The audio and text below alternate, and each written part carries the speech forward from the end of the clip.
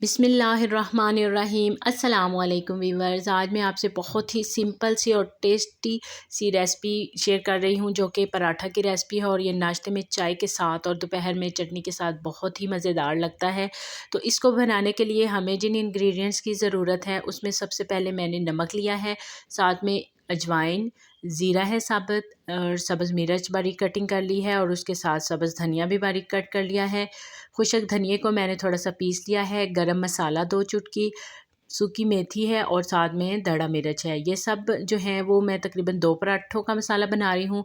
आप अगर ज़्यादा पराठे बनाना चाहते हैं तो आप इससे ज़्यादा भी मसाले का इस्तेमाल कर सकते हैं। और एक और चीज़ कि अगर आप इसमें पुदीना भी ऐड कर लें तो उससे भी जायका बहुत अच्छा होता है। इसके बाद 2 दरमियाने साइज़ के मैंने छोटे पेड़े बना लिए हैं और अब हमने एक-एक करके दोनों को बेल लेना है। और हमें स्टार्टिंग में बहुत ज़्यादा बारीक बेलने की ज़रूरत नहीं है और फिर बेलने के बाद मैं इसके ऊपर घी से पराठा बनाऊँगी। आप चाहें तो ऑयल से भी बना सकते हैं। तो आपने इस एक रोटी के ऊपर अच्छे से सारे घी को फैला लेना है। आप किसी चम्मच या ब्रश की मदद से कर लें और अगर आप ये काम उँगली से कर लें तो और भी ज़्यादा आसान हो जाएगा। इसके बाद हमने जो इसके ऊपर ऐड करना है वो हमारा मिक्स किया हुआ मसाला है।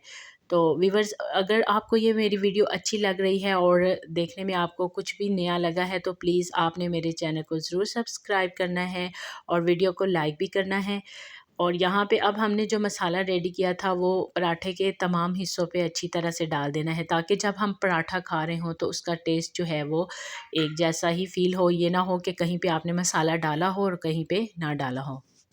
उसके बाद हमने दूसरे पेड़े को भी उसी साइज़ में बेल लेना है और मसाला लगी हुई रोटी के ऊपर इसको जोड़ लेना है। और यहाँ पे हम इसको साइडों से अच्छी तरह बंद कर लेंगे और उसके बाद इसको हल्का सा एक दफ़ा बेल लेंगे और बेलने के बाद हमने इसको तवे पे डाल लेना है बारीक करने के बाद। तो तवे पे आप ने पहले से थोड़ा-सा घी लगा लेना है, क्योंकि अगर तवा थोड़ी-सी चिकनाई वाला होगा तो पराठा जो है वो अच्छा बनेगा।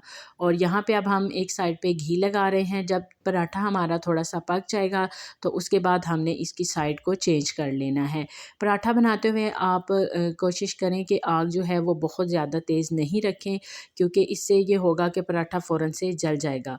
तो यहाँ पे अब हम इसको गोल्डन होने तक के लिए पका लेंगे। और आपने मेरे कहने पे एक दफ़ा इस पराठे को ज़रूर ट्राई करना है और हमसे शेयर करना है कि आपको ये रेसिपी कैसी लगी, क्योंकि ये बहुत ही कम प्राइस वाली और टेस्टी सी रेसिपी है और आपने इसको नाश्ते में या गेस्ट के लिए भी इसको बना सकते हैं। अब हम इसको गरम-गरम चाय के साथ इंजॉय करते हैं। आई होप आपको ये वीडियो अच्छी लगी होगी, और अगर अच्छी लगी है तो प्लीज़ जाने से पहले मेरे चैनल को ज़रूर सब्सक्राइब कर दीजिएगा। और नेक्स्ट वीडियो तक के लिए अल्लाह हाफ़िज़।